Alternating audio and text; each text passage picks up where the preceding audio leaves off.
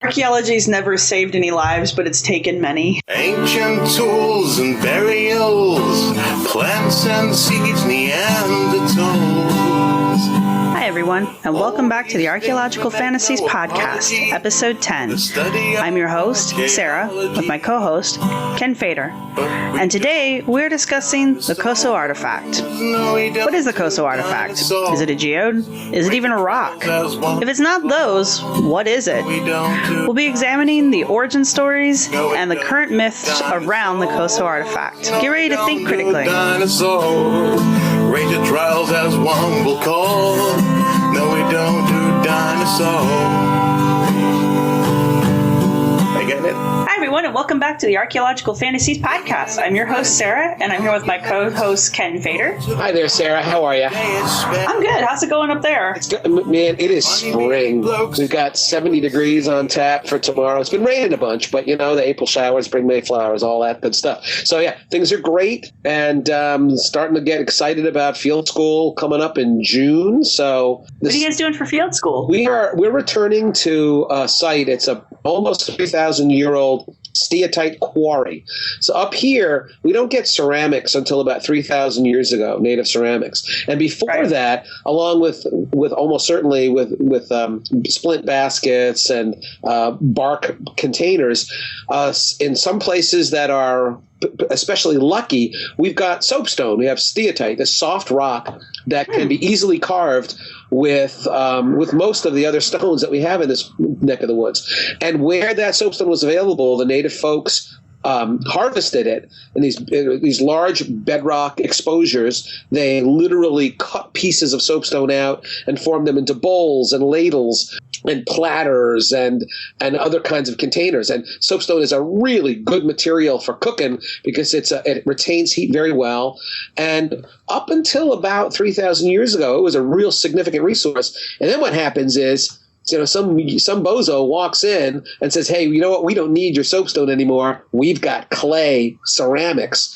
And then the industry kind of disappears. And we're right, the site we're at, where there are actually half-finished bowls in place in the bedrock.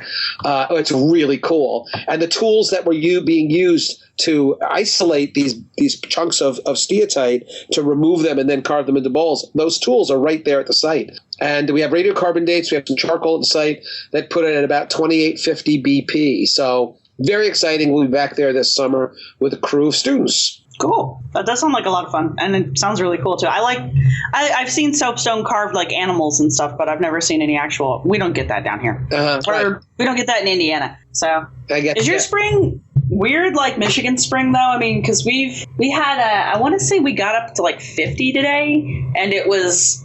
In the morning, we had hail, and then in the afternoon, we had slightly frozen rain, and then in the evening, we had real rain. Yeah. So, I don't know what's going on. Our springs are pretty weird. Mark Twain lived in Hartford, and I will misquote him now, but he said something to the effect that if you don't like the weather in New England, just wait 5 minutes, because it just changes so much literally from minute to minute. Where, I mean, today, the warmest part of the day was around 4 o'clock or 5 o'clock, and we started off really cold and nasty in the morning. So we have bizarre weather every year. Every year people go, wow, the weather is so weird here this year. And you say, yeah, you said that last year. You said that the year before. And you'll be saying that every year you live in New England. Because it is. It's very unpredictable. Well, that's good to know. I mean, I was like, go home, spring, you're drunk. But it is what it is. Yeah. So today we are going to talk about the Coso artifact. It is a great artifact to talk about, not just because it's been thoroughly debunked, but because it also lets us talk about misinterpretation of natural processes, I think. Yeah, it's a really good case study in, I'm sure Sarah, you've heard the term oopart. Oh, yeah. Great word. So it's a great word. I mean, it's a neologism. It's a brand new word like 30 years ago. And it's OOP, art. It's art for artifact. And the OOP is out of place. So these artifacts are, and this is the fringe folks say, these ooparts completely turn upside down the standard archaeological chronologies, because these things are found in places and in stratigraphic levels where They simply don't conform to the conservative archaeological interpretation of the past. And the Coso artifact is a wonderful test case because it's exactly what's being claimed. We'll talk about that specifically, and it's also because it's just so bloody lame.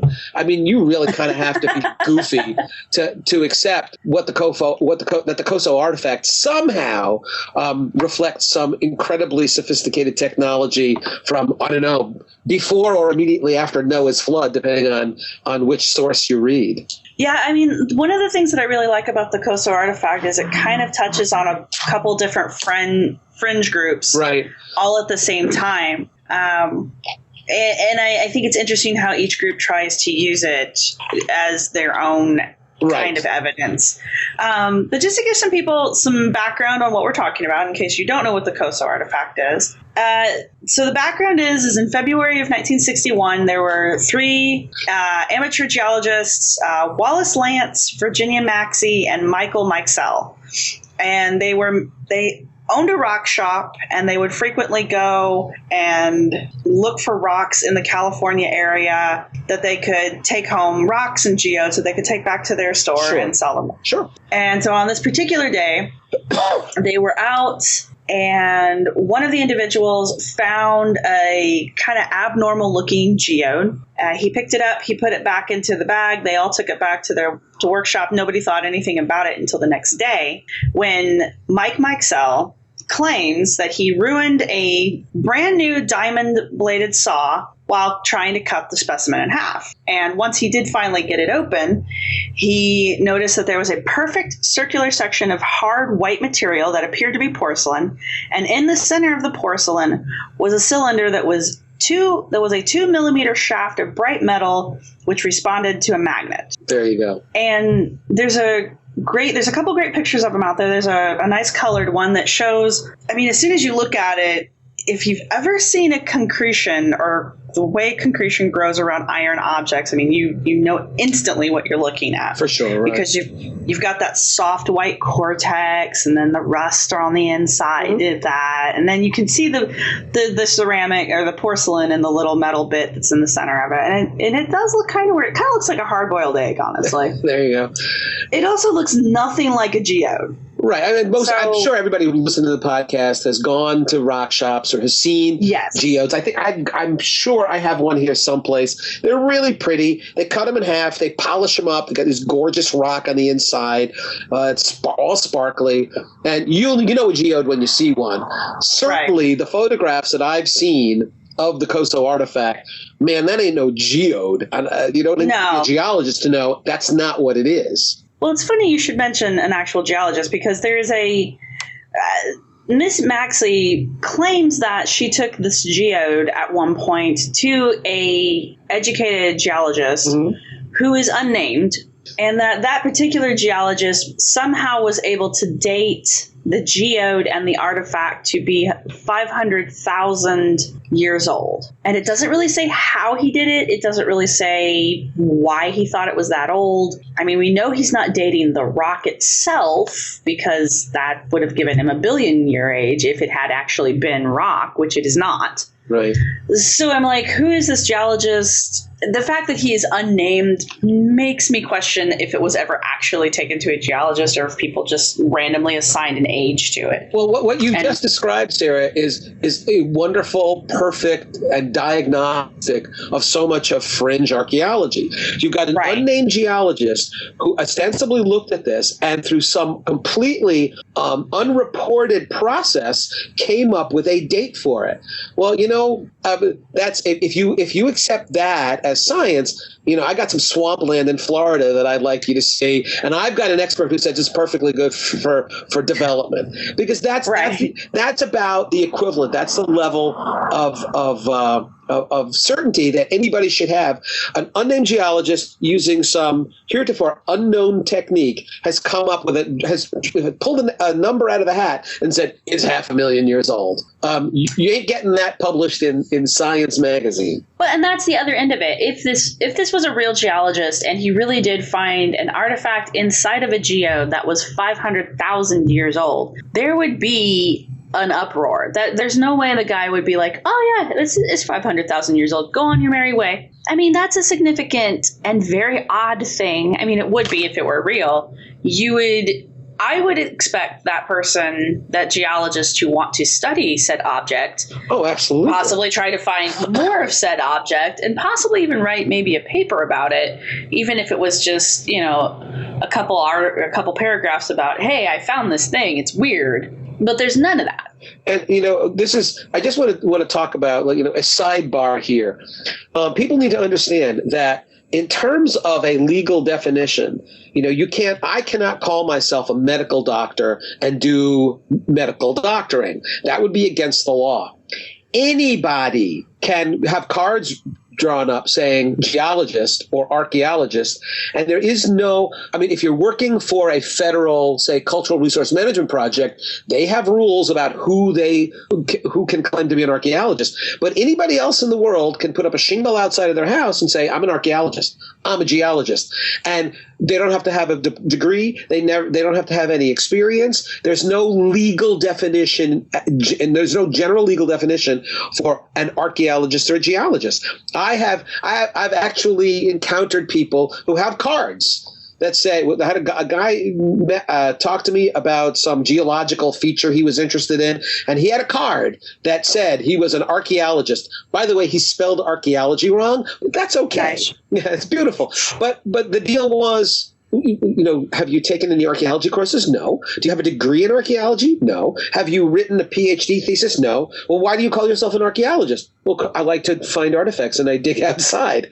So understand that merely because somebody says, I took this to a geologist, doesn't mean anything. Mm-hmm. Unless that person's willing to put their name on it. Right. Give us your name. What's your institutional affiliation? Are you at a museum? Are you at a university? Are you in private practice as a geologist? And where did you get your degree? And now tell us, write a paper about how precisely you determine the age of this artifact. Then, well, listen, that's great. That's wonderful. But merely an anonymous geologist saying, oh, it's really stinking old, that is less than worthless. It's also incredibly convenient. Like you said, it's a hallmark of, I don't want to say fraud stories, but it is a hallmark of fringe stories. Oh, sure. Where you have, the unnamed expert. Yeah. I mean, we saw this with, we saw how this kind of worked against Dr. Hammer that we've mentioned in a previous podcast. Right, yeah. When we were discussing the genetic disc.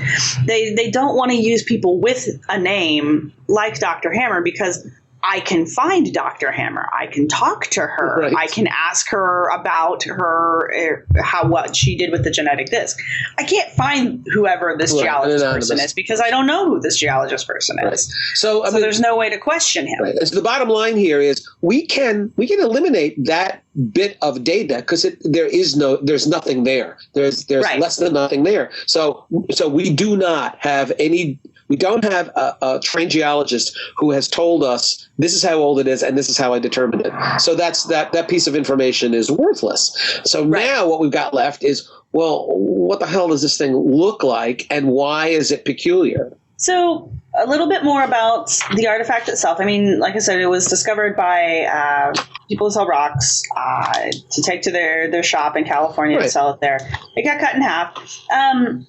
I don't know how hard porcelain is, but I know how hard metal can be, and I'm sure that probably did screw up his diamond saw. But I mean, I did some metal work or some jewelry work in high school, so of course that makes me an expert. But I mean, I know that you can cut porcelain. It is, depending on how hard baked it is, does kind of make it a little bit harder than some things. But I'm just kind of like a diamond saw, really? A diamond saw couldn't go through it? And once again, Sarah, we're kind of trapped here with a just so story. So some right. guy said it really did a number on his diamond saw.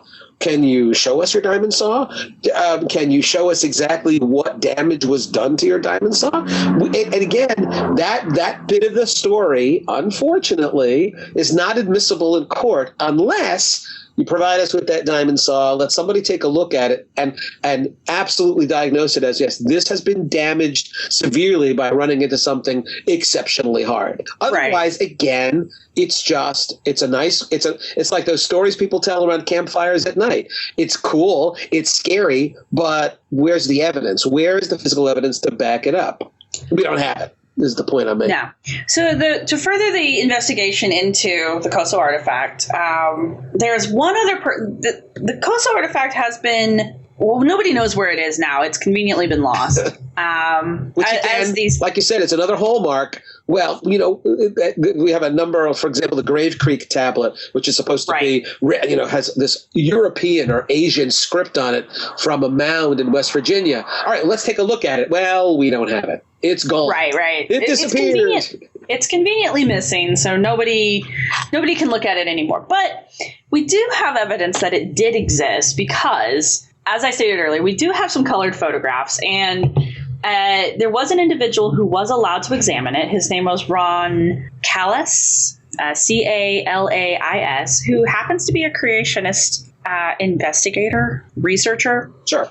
And he was allowed to examine the object, and he was allowed to take photographs, and he was allowed to X-ray it, which the X-ray is where things get really interesting because, again, one of the links I'll put up here has a really great image of the X-ray itself. And the X-ray becomes critical in the debunking of this artifact because it clearly shows what is inside of the concretions, both halves. Because remember, it's been cut in half now. So he gets both sides X-rayed, and they put the X-ray together so you can see what it looks like. Now, everyone who looked at it up to a certain point, no one could figure out what it is. And it does kind of look kind of weird. I mean, if I would like to implant the weird into your brain, I would say it kind of looks like a giant virus cell, if you've ever seen a virus. That's right. So it's got that crazy little bulbous head, a really thin body, and something that looks like little circular arms and like a little spiral thing coming out of the top of it. Well, Sarah, some creationists do say that everything in the ancient past was much bigger than it is now. So everything has been sort of winding down since creation. So people are getting smaller, animals are getting smaller. Maybe that was the actual size of a virus back when this thing was made is, a few inches long. Yeah, think about that. Yeah, so I mean, maybe it's a giant virus that was somehow preserved inside of a not rock substance. There you go. Now, after Mr. Callis looks at this, he makes his proclamation that it looks like a metal object inside of a rock. Right. And that's kind of where he leaves it at. But we'll touch on the creationists' angle on this thing in a minute. It kind of lays around for a while, gets passed around. The last person known to own it, to possess it physically, was Wallace Lane, who, remember, is one of the three discoverers. Right. He wouldn't let anybody see it, but he did have a standing offer up until 1999 to sell it for $25,000. There you go. That's a nice piece of change for a rock with a piece of metal in it. Right. Where this gets interesting is eventually a couple of individuals get hold of this because the Coso artifact's been around. People are using it as evidence of aliens. They're using it as evidence of young Earth creationism. They're using it for evidence of a lot of things that it's not. So a couple of guys get hold of it. Two gentlemen by the name of Pierre Stromberg and Paul V. Heinrich. They are skeptics. Right. Actual skeptics who do research into these kind of things. They have an excellent article that they wrote about their investigations into it. The best part about the investigation is when they start sending this picture, the picture of the X-ray, around to different experts in different fields. And the best part about it is when they send it to a gentleman. His name's Chad Windham. He's the president of SPCA, and I'm not sure what that is, but it has something to do with old cars and stuff. Right, there you go. He thought they were joking when they first sent the picture to him because it was so obvious to him what the object was. He recognized it immediately, right? Instantly. And so he thought that they were joking and they were trying to pull one over on him. And so he contacted them back and was like, hey, it's not really that funny. Ha ha ha. Well, my understanding, what I read was that that he thought it was a joke because these guys were always pulling these kinds of pranks on one another. These guys who are interested in old pieces of machinery and old pieces of motors, and that they were constantly doing this. So he saw this. He said, I know what are you trying to pull? So it was something that was common in his experience. So I just think it's funny that this thing, it's so obvious to him that, he thinks it's a joke. So they finally get that worked out, that it's not a joke. And Windheim explains to them that that this thing is a 1920s era Champion spark plug. And not only does he identify it from the X-rays themselves, he sends 2 identical spark plugs back to the 2 gentlemen as comparison objects. So not only are they very identifiable, apparently they still exist in enough quantities that this guy's willing to part with 2 of them without batting an eye. So they're very common objects even today. But that pretty much debunked it right there. I mean, everybody knows what it is. It's a 1920s spark plug. Done. Exactly. End of discussion.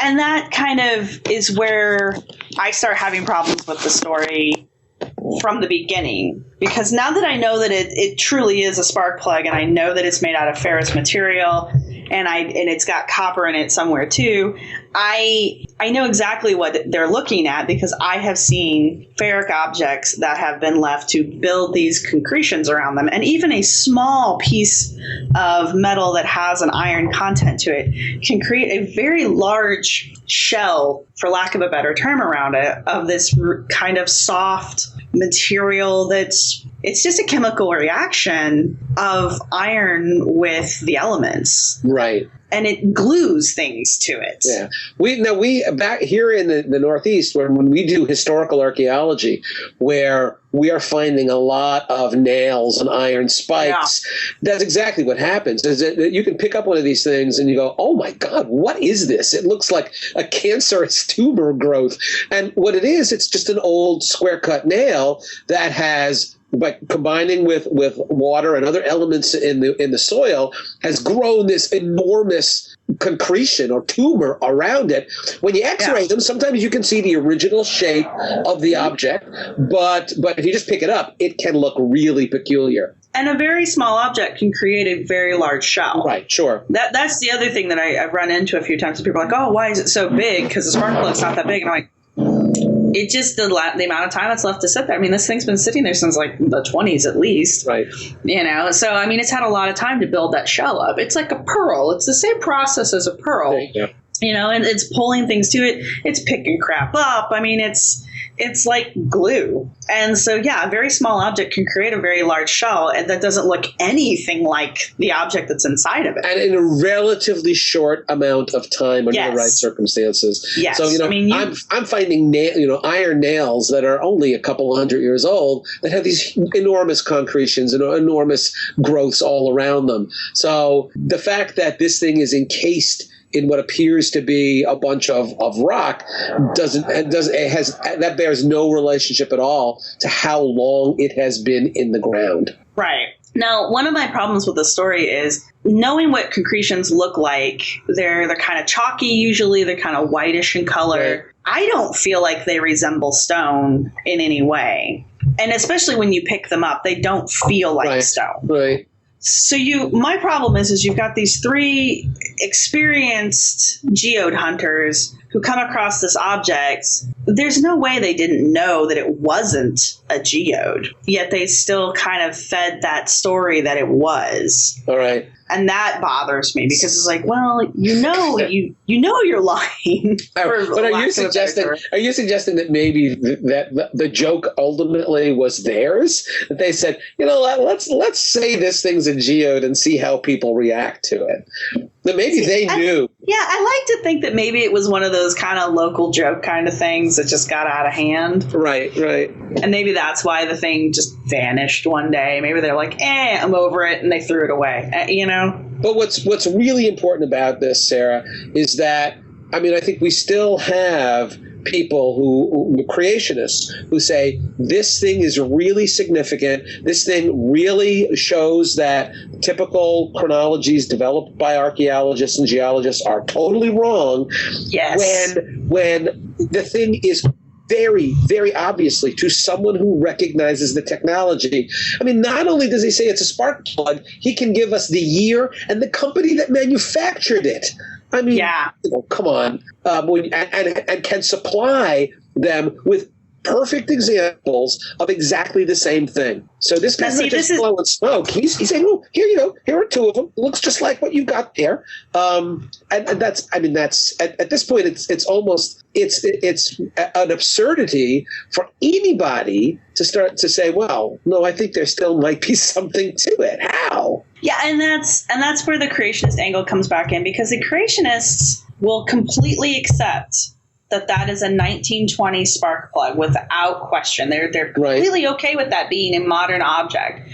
What the creationists, or at least the accounts that I have read, what they don't seem to understand is that the concretion that is formed around the object is not stone. And they seem to think that it is, and so they use that as evidence that rock can form faster than what scientists have said that it does, because that's one of the ways that we date the Earth, is by looking at the geological processes that I'm not a geologist, so this is incredibly truncated, but that's one of the ways that we know how old the Earth is because of rock. So the creationist argument is, if rock can actually form in less than 100 years, then obviously the Earth is younger than we think it is. But the problem is this, like I said, this isn't rock. It's not stone of any kind. It's a chemical reaction that creates glue. Right. The lack of understanding here is seen in other parts that I've seen. Yes. What clearly looks like it's an iron or steel rock hammer that had a concretion growth around it, or some sedimentary stuff formed around the metal. And when this has been presented as clear evidence that this is because this is rock, that number one, the rock hammer dates to an early period, like around the time of Noah's flood, but that the rock obviously formed relatively quickly because Noah's flood is only a few thousand years ago. So it's like they want it both ways. They want to both show that these artifacts are much older than you and I would think they are, but they also reflect a natural process that shows that the Earth, in fact, is actually very recent. It kind of, if it hurts your head to think about that, it should. Well, I've seen creationists try to use what I consider bad math to kind of drive home their young Earth viewpoint, doing themselves a huge disservice, because it doesn't make any sense to anyone who takes a minute to think about it. It really reflects badly on them to use that kind of an argument. Also, not understanding the difference between, I mean, I guess I can understand how someone who's never been exposed to it could think that concretion maybe looks like rock. I guess I've just seen so much of it now that I'm desensitized to it. But at the same time, like you said, or like I said at the beginning, she took this to a geologist. That guy should have known right off the bat that it wasn't a geode. Okay, but let's do a break and then we can get back to this. I'm sorry. Yeah, we're going to take a quick break for a word from our sponsors, and we will be right back. We hope you're enjoying this episode. If you are and would like to support the podcast, please take a minute to give us a thumbs up or rate the podcast on your favorite podcast app. Leaving a brief comment also helps us engage with our audience, and it's good for the algorithm too. If you want to know more about the topics we're discussing, be sure to head over to our Anchor site and look for the show notes for this episode. Links will be in the description. Thank you again, and let's get back to the show.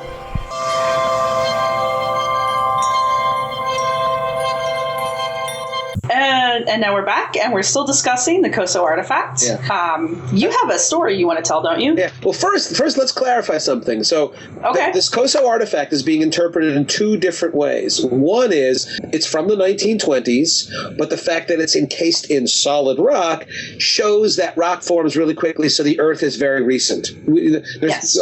The other argument that I've seen also from creationists is that the Coso artifact, yes, it looks like a 1920 spark plug, but it reflects a technology that we don't expect, that's out of place at a time around about Noah's flood. So that I have seen creationists say what this proves is they had internal combustion engines around about the time of Noah's flood, which throws all of archaeological chronologies and historical chronologies and geological chronologies technologies, throws them all out of whack and shows that we don't know what we're talking about when we talk about the development of technologies.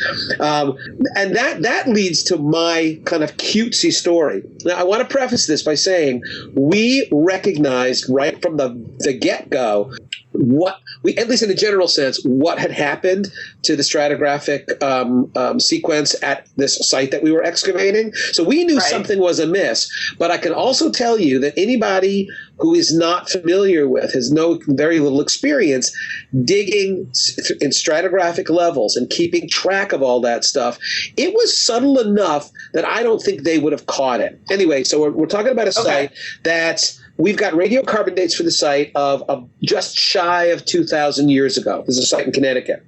We have, stylistically, what we're picking up is a lot of ceramics, of clay, clay pots, fired clay pots, and the style of it, it's kind of thick-walled, heavy grit temper, the design's all kind of plain. The design You're talking about prehistoric pottery. We're talking about prehistoric ceramics. Ancient prehistoric ceramics. You got it. Not to be confused with historic stuff. Right. No, this is prehistoric stuff because, in fact, we've got a 2,000-year-old radiocarbon date charcoal next to these pots. The design of the pots, that is the technology reflected, fits perfectly at about 2,000 years ago. We have other stuff in Connecticut and southern New England. Looks a lot like this. Those things have been dated. So stylistically, the date works. And we even have some thermoluminescence dates from the sherds. It's another technique for dating. Oh. And the dates are really pretty damn close. We're looking at maybe 2,200. And a 10% differential there is a 10% not too terrible. So we know we're at a site that's 2,000 years old. While digging the site, and where we come down in one excavation unit to the level where we're finding all the pottery, one of my students, one of my diggers, who's now had about a summer worth of digging, says, "Hey, Kenny, there's something weird here." And I walk over, and there's this brown, shiny object at the same depth of the ceramics. Now, we had noticed when she began digging that there was a disturbance. There's a disturbance in the field, Luke. Right. And the disturbance was that there was this kind of oval-shaped stain in the soil as she was digging down that looked like there had been disturbance and that that soil had been removed and then it had been infilled. We weren't sure exactly what it was, but clearly it was subtle. If you weren't looking for it, if you weren't being an obsessive archaeologist, you might not have noticed it. Anyhow, this brown shiny thing that's at the bottom, that seems to be within this column of disturbed soil. She removes a little more soil with her trowel. She takes her brush out, and it sure as hell looks like it's brown glass. As she's removing more of it, it's more than just a little piece of glass. It gets bigger and bigger and bigger. And when she has it completely excavated at exactly the same level that we had found all of these 2,000-year-old artifacts, she found a brown glass beer bottle. Now, that's a perfect part for an archaeologist because at least the rumor is that archaeologists like to drink a lot of beer. So we were kind of pleased at the irony. And where this bottle was found, again, at exactly the same level where stratigraphically we had found 2,000-year-old ceramics, this was actually where this column opened up into what appeared to be a little bit of a den. Now, again, if we had not noticed that stain in the soil, if we had not noticed that the soil's a little bit looser, a little bit different color, we might have had our own OOPArt to get famous with, showing that the Native Americans of Connecticut 1,000 years ago, not only did they make clay pots, but they made and consumed beer out of brown glass bottles. Well, that probably wouldn't have gone over very well in any of the archaeology magazines we have here in the Northeast. And clearly, when we walked around, we talked to the farmer. The deal is this was a pasture, and the pasture was filled with woodchuck burrows. Now, woodchucks here are groundhogs for people elsewhere. They probably have different names in different parts of the country. We call them woodchucks. They're big rodents. They're cute little critters, but they dig up your gardens. They dig these holes. They dig these burrows. And this farmer told me, oh, yeah, well, because it's pasture and he doesn't want his cows breaking a leg by falling in one of these burrows, he commonly comes around and fills them up. Poor woodchucks. And while he did not claim responsibility in this particular case, it seems like a pretty good guess that some farmer in the past saw this burrow, wanted to fill it up, brought his tractor out there, brought his backhoe out there, or just brought a shovel out there, had himself a nice tall bottle of beer, threw the bottle down to the bottom of that woodchuck burrow, and then filled it up. Now, the deal here is, well, that's an oopart? I mean, it was at the level. We have 2,000-year-old ceramics. If you're careful, this is why archaeologists are incredibly obsessive about maintaining their stratigraphic profiles. We want to know not just the depth. I rail to my students all the time. Merely because two objects are found at a particular depth does not make them old, and it doesn't make them even the same age. You have to look very carefully to make sure they come from the same natural or cultural stratigraphic level.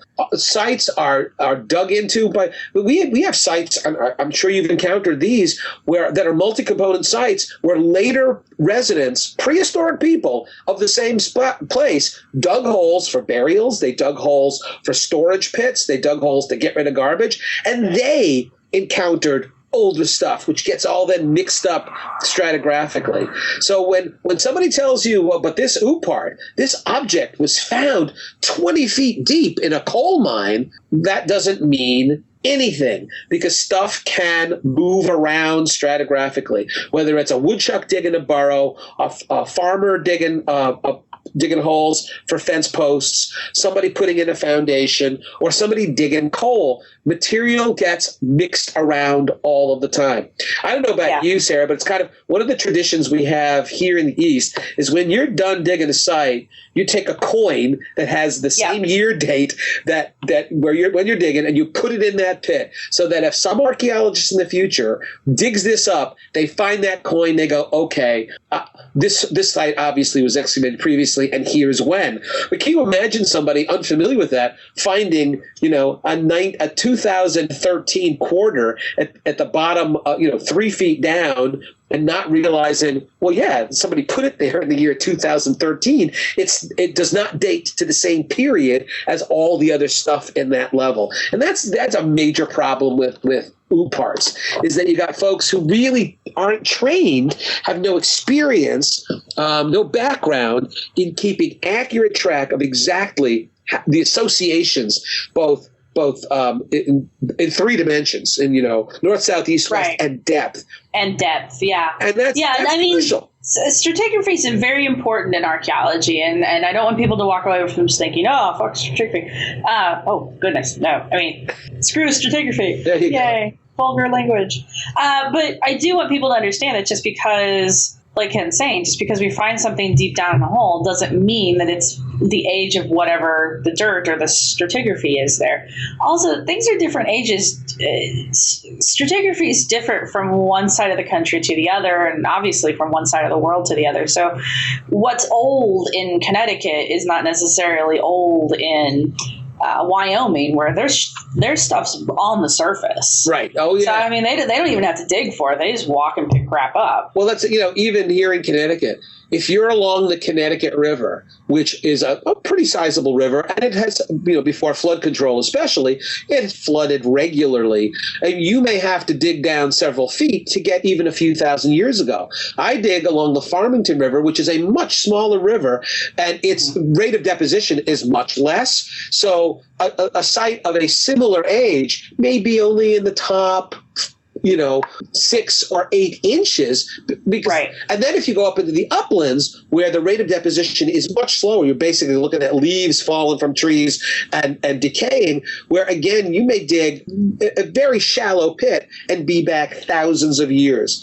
So if you read something about an oopart where somebody says, yes, but we found it at a depth of 20 feet, that means absolutely nothing. Yeah, unless you're real familiar with the soils in that area, and really expertly familiar with it, until you show me more, that depth is not going to sell me on the age of that object. Yeah, I hate to admit it, Sarah, but I think if you were to go back to just about any of the sites I've ever excavated, you would, and if you were to redig it, you would find all those damn lost line levels and mechanical pencils. Right. And well, and I mean, it happens. And Oh, yeah, it happened. Well, and one of the other things that people don't understand, like you were saying, that you found that burrow, right? The animal burrow. It's animals tear through things, but one of the ways that we know we have an animal burrow is because, like you said, there was a stain, a discoloration in the dirt itself. Right. Whereas, believe it or not, dirt has different colors depending on how deep it goes. And I know Ken knows this, but I'm explaining this to our listeners. And so typically dirt starts off dark and it gets lighter the farther down it goes. So when you're at a depth and you start seeing a dark shape appear in your wall or your floor or anywhere, you know that something has occurred.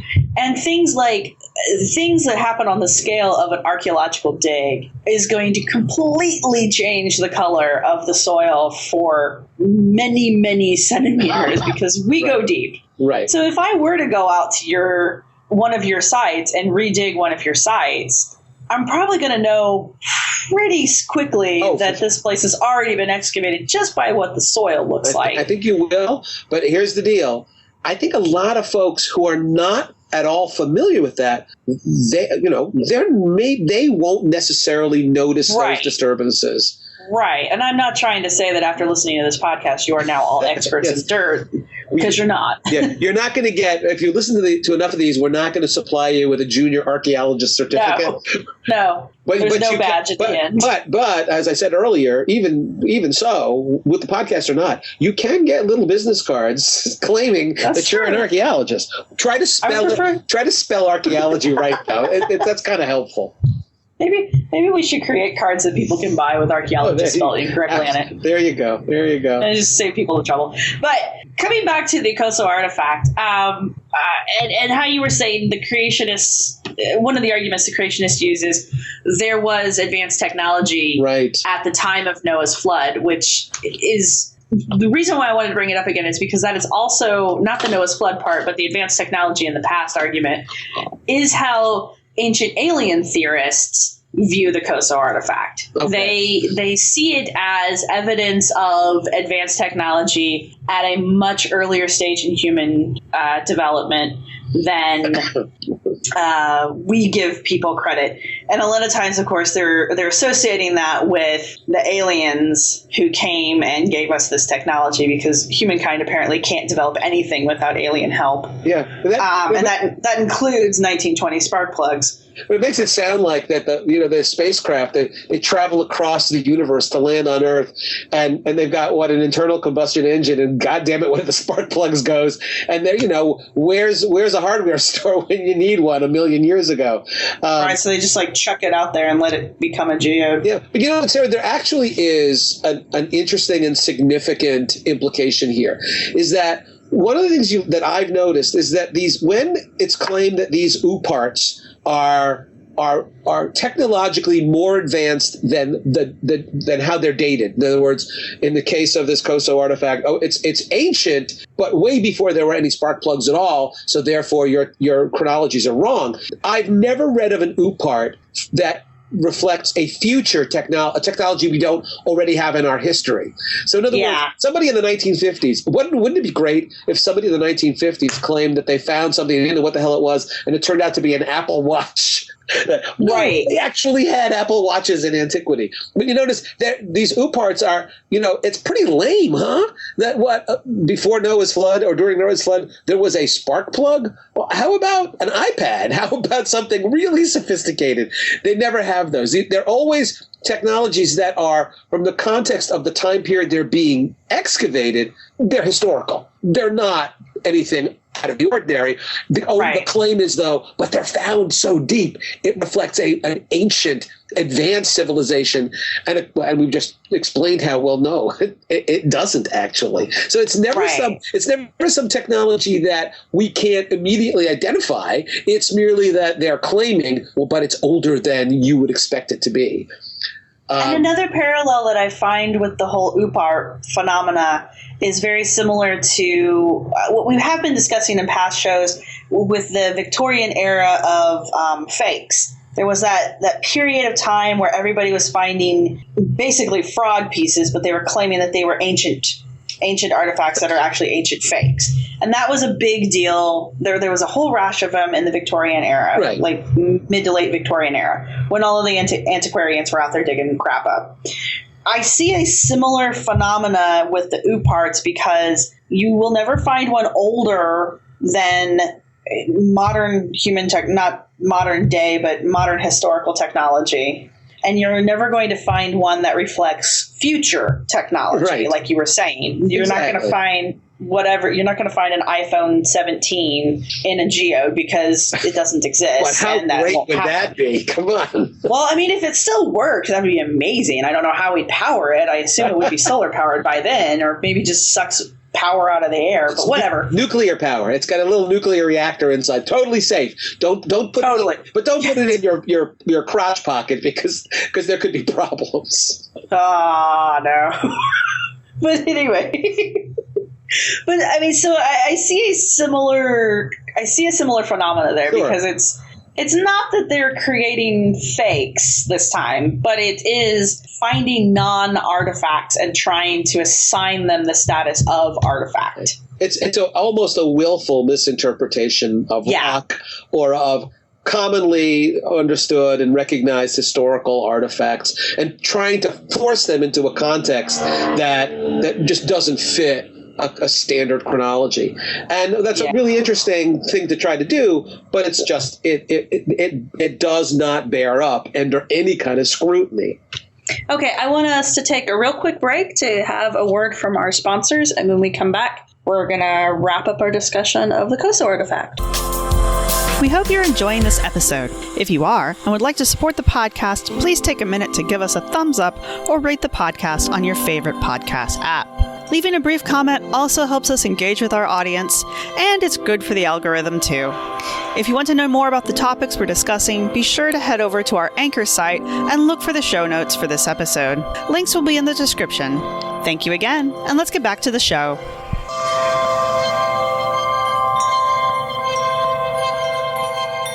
And we're back, and we're still talking about the Coso artifact. And Ken, you've got some interesting ideas. Yeah, I mean, here's the deal, folks. I mean, in a sense, Sarah, this has been a lot of fun. But, doesn't it kind of piss you off a little bit that we have to spend an hour talking about a 1920 spark plug, that clearly that's what it is, and try to, convince people that, this is not evidence of some superior technology 5,000 years ago. And no, it doesn't show that rock forms really quickly, and so therefore the Earth is recent. But so here's how we redeem ourselves. The Coso artifact is called the Coso artifact because it was found in a little town in California along the Coso Range, which is a mountain range. I think it's the town of Olanchi. If you drive about an hour, not quite an hour south of Olanchi, you come to the Naval Air Weapons Station at China Lake. It's a 1,000,000+ acres military installation. Okay, what does that have to do with archaeology? Here's the deal. There are 4 canyons in the the grounds of the Naval Air Weapons Station. That's a place, by the way, where they test cruise missiles and they do bombing runs. But there are parts of that 1,000,000 acres that are completely off limits to military activity. It's kind of a buffer zone between them and the rest of the world. The base is so large, they have a staff archaeologist. This is Mike Baskerville, a real sweet guy, and he does all the CRM on the base because there's all these resources. There are 4 canyons in the Coso Range on this base that have about the densest concentration of rock art you're going to find anywhere in the world. I mean, we're talking about tens of thousands of petroglyphs. The cool thing, and in fact, it's called the Coso Rock Art District. It is on the National Register of Historic Places. And although it's on a military base, you and I cannot walk up to the base, talk to the guard and say, "Hi, we're archaeologists. We'd like to go walk around the canyons." Can't do that. But then I'll give you I'll send you the link to this, Sarah. Maybe you could put it up. The Matarango, it's a nature center. Private nature center is located in, I think it's Ridgecrest, California, which is right near where the base is. Okay. They have a deal with the Navy. They run tours of one of the canyons, Renegade Canyon, also called Little Petroglyph Canyon. They run tours on weekends not in the middle of the summer because it's way wicked hot, but other times of the year. And they have trained guides who you have to fill out a bunch of paperwork because, again, it is a secure military installation. But you fill out a bunch of paperwork. You do it in advance. There are a limited number of spots. But on the weekends, they take people out to Little Petroglyph Canyon, and then there's a few-hour hike. It's a pretty easy hike through the canyon where you will see thousands of real, genuine archaeological artifacts, this amazing rock art.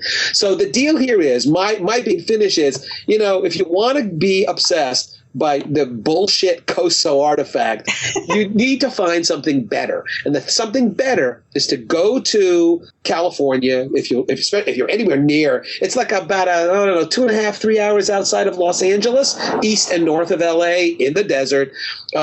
Sign up through the Matarango Museum, Nature Center, get yourself a tour, and see some stuff that's just going to blow your mind. Real deal archaeology is so much more interesting than, we'll call it bullshit archaeology, than the bullshit that we end up having to discuss here. And I feel okay using the word bullshit because today, the day we are taping this, one of baseball's managers got angry at a question that a reporter asked, and apparently in the 3 minutes dropped the F-bomb 77 times. Nice. So if he can do that, I can say bullshit a couple of times. Well, and people expect it from you, so. But we'll definitely, I will send you that link, Sarah, and put it up so people can contact this museum.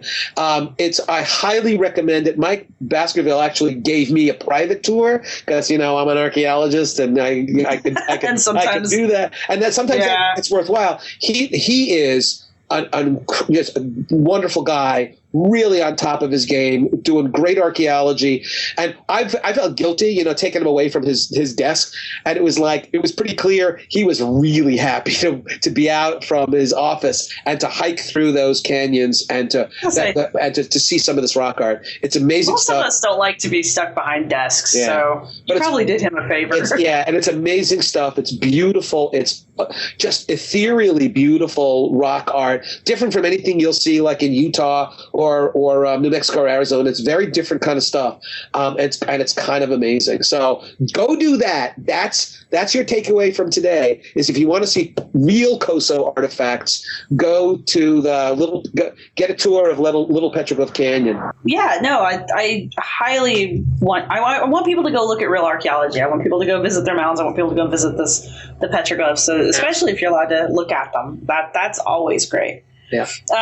My closing thoughts on the Coso artifact are that I feel like it's disappointing. It's a disappointing OOP art. It's a disappointing artifact, fake artifact, because it's so obvious that it's not a real artifact, yet people still to this day push for the Coso artifact to be a real artifact, and it's not. And it's not evidence. It's not evidence of aliens. It's not evidence of a global flood. It's not evidence of anything other than natural processes at work. I mean, if anything, it confirms the whole idea of natural processes on the Earth, because it is a chemical reaction between ferric materials that have iron in them and the soil and the matrices around them. It creates that that concretion. I mean, it's once you've seen it, you know what I'm talking about. Right. But until you see it, you really don't have. It's hard to explain because it can be chalky and it can be kind of brown. I mean, it can be a lot of things. There's a reason why we call them rusty potatoes,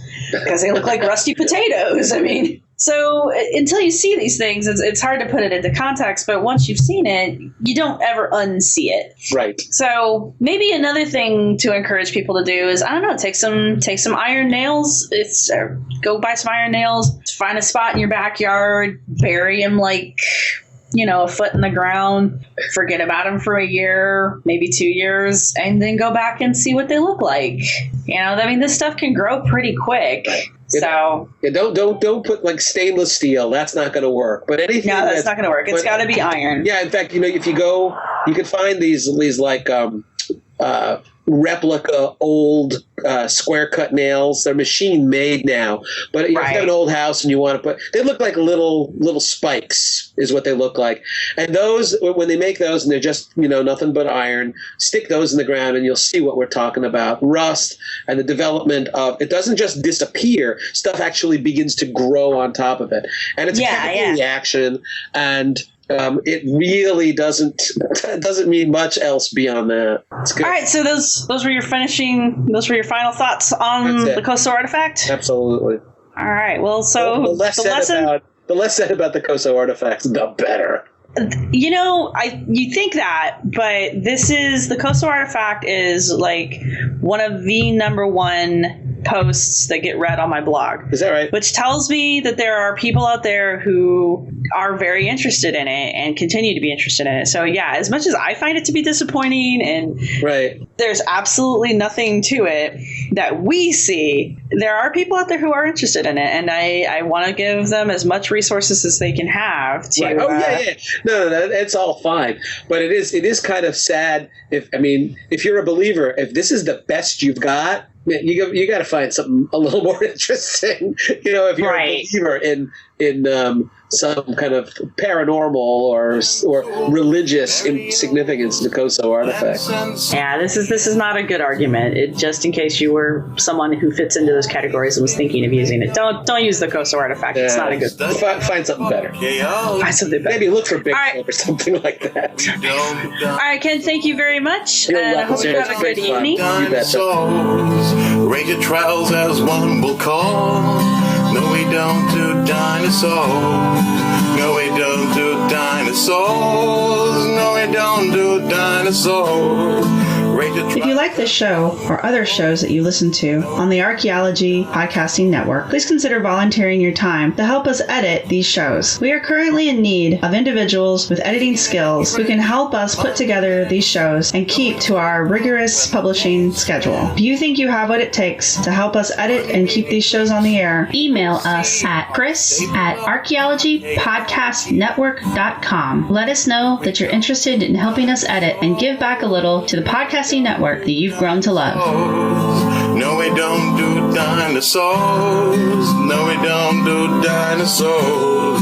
Thanks for listening. We hope you've enjoyed it. Our music was provided by Archaeosuit Productions. If you like what you've heard, please subscribe and rate us on iTunes or Stitcher and share us wherever you use social media. You can contact us with your questions, comments, or angry email at archyfantasies@gmail.com. You can follow the podcast at www.archaeologypodcastnetwork.com/archyfantasies. You can follow the blog at www.archyfantasies.com and get updates on Tumblr and Twitter at archyfantasies. You can also look for us on Facebook. If you're looking for the show notes for this episode, go to the podcast website at www.archaeologypodcastnetwork.com/archyfantasies. Thanks again for listening. No, we don't do dinosaurs. No, we don't do dinosaurs. No, we don't do dinosaurs. Rate your trials as one will call. No, we don't do dinosaurs. No, we don't do dinosaurs.